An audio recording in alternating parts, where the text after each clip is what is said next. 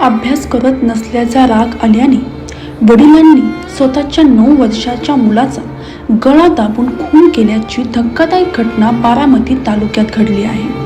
आरोपी वडील विजय गणेश भांडलकर यांनी आपल्या मुलाला भिंतीवर आपटून त्याचा गळा आवळून त्याचा जीव घेतल्याचे उघड झाले आहे.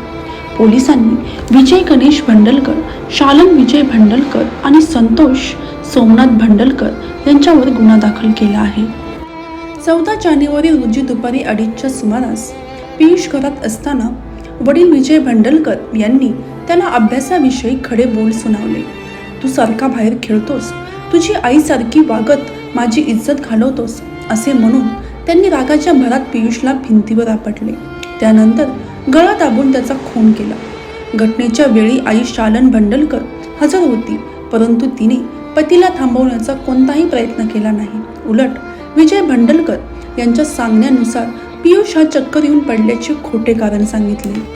पुरावे नष्ट करण्याचा प्रयत्न देखील केला. वडील संतोष भांडलकर यांनी मुलाला नीरा येथील डॉक्टरकडे नेले. तेथेही मुलाचा मृत्यू चक्कर येऊन झाल्याचे सांगण्यात आले.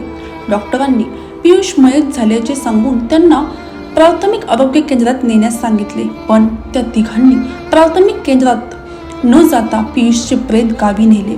मुलाच्या मृत्यूविषयी कोणालाही कळू नये म्हणून पोलीस पाटील किंवा इतरांना माहिती न देता थेट अंत्यविधीची तयारी करण्यात आली.